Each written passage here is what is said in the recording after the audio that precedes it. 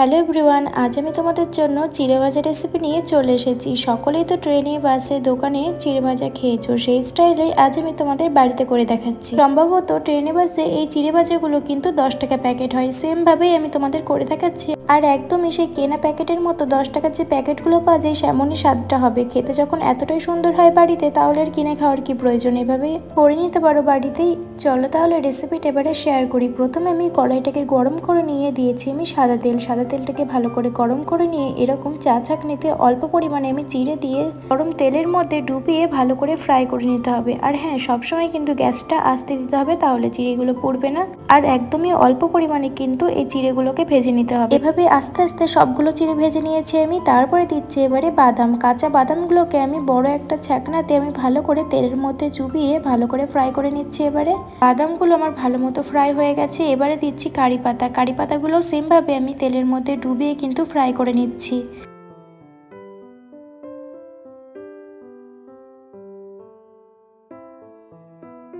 এবারে আমি সেম ভাবে শুকনো লঙ্কা নিয়েছি 4টে মতো। শুকনো লঙ্কাগুলোকে তেলের মধ্যে ডুবিয়ে আমি ভালো মতো ফ্রাই করে নেব।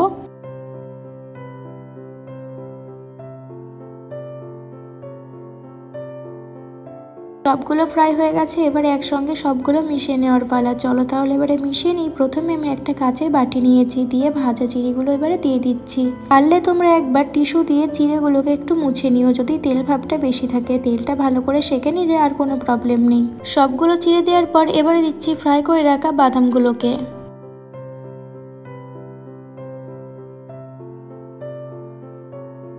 তারপরে দিচ্ছি ফ্রাই করে রাখা কারি পাতাগুলোকে। এবারে যে 4টে মতো আমি শুকনো লঙ্কা ফ্রাই করেছিলাম, সেই শুকনো লঙ্কাগুলোকে দিয়ে দেবো এর মধ্যে। তারপরে দিচ্ছি সামান্য পরিমাণে একটু বিট নুন, নোনতা করার জন্য। আর যদি মনে করো একটু টক ভাব আনবে, তাহলে একটু আমচুর পাউডার দিয়ে দিও। আমি এখানে অবশ্য দিইনি, তোমরা মনে করলে দিতে পারো, কোনো অসুবিধে নেই। তাতে দিয়ে ভালো করে এবারে মিক্স করে নিতে হবে।